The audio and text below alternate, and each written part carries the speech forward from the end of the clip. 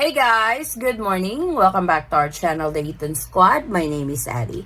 So for today's video is another good news. This is one of our subscribers who flew to the Philippines as a foreign national and unvaccinated, headed to Cebu. Remember that video that I uploaded a few days ago about a follow-up of unvaccinated foreign tourists entering the Philippines via Cebu? Now he's in the Philippines. This is our second successful traveler to the Philippines unvaccinated. I will share with you guys his story, the procedure that he went through during this trip to the Philippines. Details coming right up.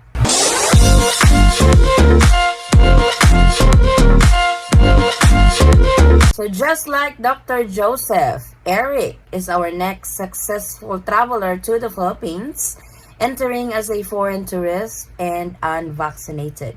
He was headed to Cebu and he messaged me that he successfully entered the Philippines with no problem.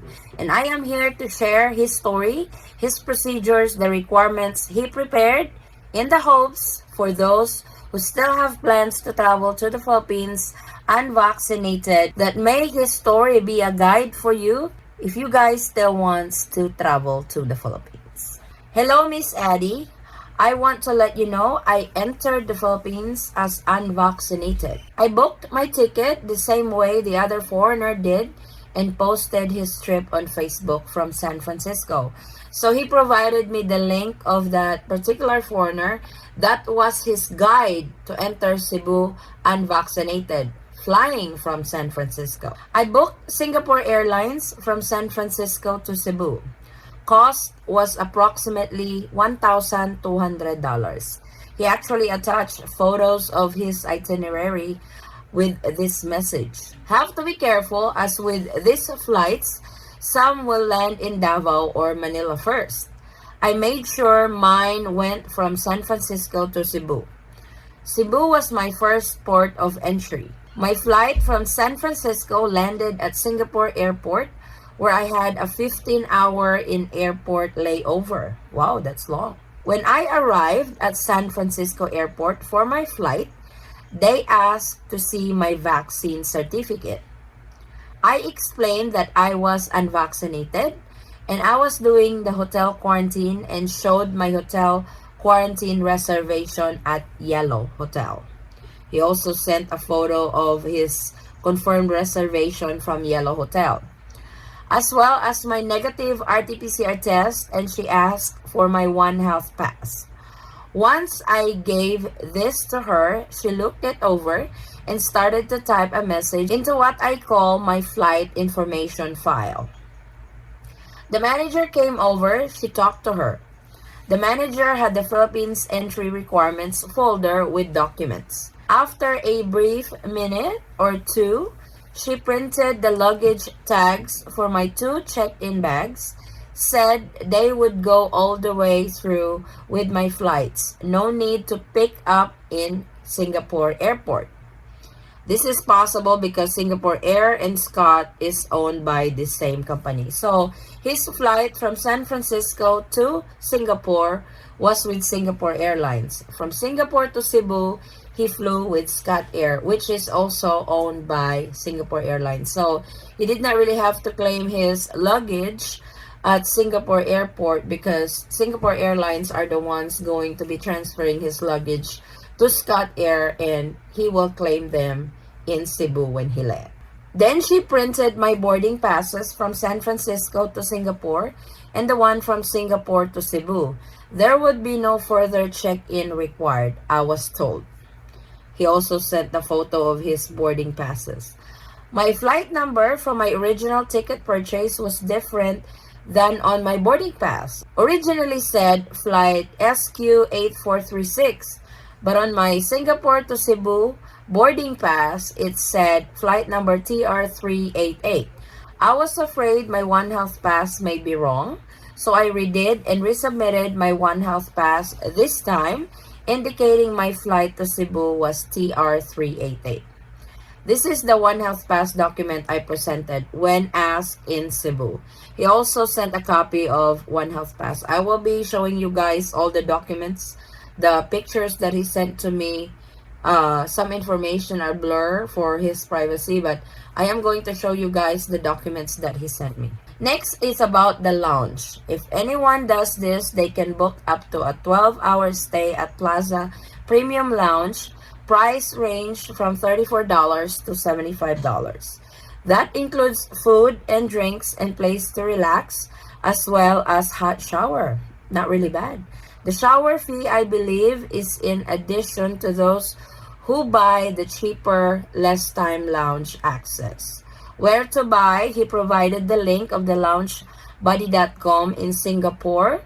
So this is the website for it. You can choose which package you want to avail, especially if you have longer layovers in Singapore. I did not know that they have that. They have food, they have drinks included already. Plus, you can also shower. You have a place to crash for the next 15 hours before your next flight. So, the prices are not really bad. I am going to leave the link in the description box for your reference, just in case you guys want to avail for it. I didn't think it's a bad price to pay, since an airport hotel room would start at $150 and go much higher. That is very true. Then the next morning, I just went to the gate at Singapore Airport and they collected a portion of my boarding pass after scanning my carry-on bag, and I boarded. My flight left Singapore Airport direct to Cebu on Scott Airlines. Scott is owned by Singapore Airlines and both flights are on my one itinerary. Upon arrival, when they viewed my passport and one-half pass, I was asked for vaccine certificate. When I explained I don't have one and that I was booked in for the hotel quarantine, they looked over my documents and then told me that I would have a swab test today for $800. So to those who are unvaccinated, successfully entered to Cebu, you will be swabbed upon arrival, and this is 800 pesos. You guys will have to pay for it. I was personally taken from the line directly to the line at immigration, the one that says for diplomats and crew, line 1. They asked to see my onward ticket and collected my immigration card. This is the arrival card. I cleared immigration. I was personally taken for the swab test, paid 800 pesos. He also sent me a photo of the swab test receipt. After the swab test was completed, I was again taken personally to get my luggage, then again personally escorted to the transportation where the driver took me directly to the quarantine hotel. They said I would be swabbed on the 5th day, and I believe they said it would cost me 901 pesos. I booked quarantine for 7 days to be safe and had to prepay that in full before trip. After the quarantine, I booked an additional 7 days in Cebu at a pension house. I removed some of my personal information from the receipt or tickets, but if you have any questions, let me know. I just wanted to tell you, it's been 2 years since I was able to return to the Philippines because of pandemic, and with a lot of prayer, help from your videos, and some other information I would find online, like Dan Kippo. This is the foreign national who entered Cebu successfully, unvaccinated. This was the video that he followed. This was the guide that he followed, and he also entered Cebu successfully. I took the leap of faith, and by God's good grace, I was able to enter the Philippines. Well, Eric, I wanted to congratulate you for successfully entering the Philippines. I know you have been planning on this. I know you messaged me on Facebook on stuff that you need to prepare, your inquiries and all that. And I really thank you for sharing your story, because this story will be a guide also to a foreign national who is unvaccinated who wants to enter the Philippines successfully. And I am so happy that you are finally in the Philippines. I am so happy that you are back with your family in the Philippines. And please enjoy your stay in the Philippines. So, that's another successful traveler entering the Philippines via Cebu, unvaccinated. This is just recent. This is just last week. He entered the Philippines in the month of July. Actually, end of July. Last week of July, he entered the Philippines. And he was successful. I can say that Unvaccinated are allowed entry into the Philippines. Though it's not official, it's unofficial actually, and only in Cebu. But there's quite a bit of foreign nationals unvaccinated already who entered Cebu.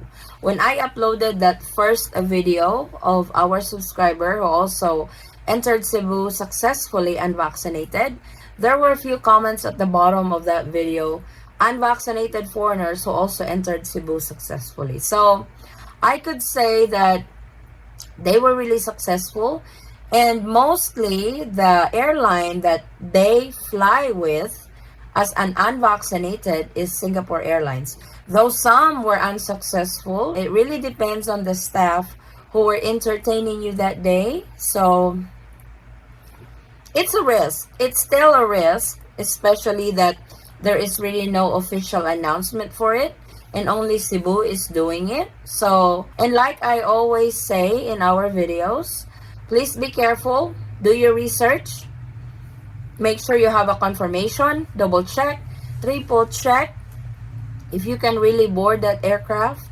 That way you will be successful in your trip to the Philippines. But please remember, this is only done in Cebu, because if you are landing in Manila or in Davao or in any other gateways of the Philippines, you will be denied entry. Just like what Eric said, he made sure that his flight is landing in Cebu and no layovers in Manila or in Davao, because some flights of Singapore Airlines were landing in Manila and in Davao first before they proceed to Cebu. So make sure that your flight is landing directly in Cebu. Again, Eric, thank you so much for sharing your experience with us, sharing your process entering the Philippines successfully. So that is our latest travel update, guys. Thank you so much for watching. If you have any questions, concerns, or inquiries with regards to this video or in any of our travel related videos, please comment it down below and I will try to get back to you guys as soon as I can. Or you can direct message me in our Facebook page, same handle, the Eaton Squad. Again, guys, thank you so much for the continued support and trust to our channel and to our family. And also, please don't forget to subscribe to my husband's channel, Polar Bear in the Philippines. I hope to see you on our next travel update. Stay safe, stay healthy, and God bless everyone. Bye.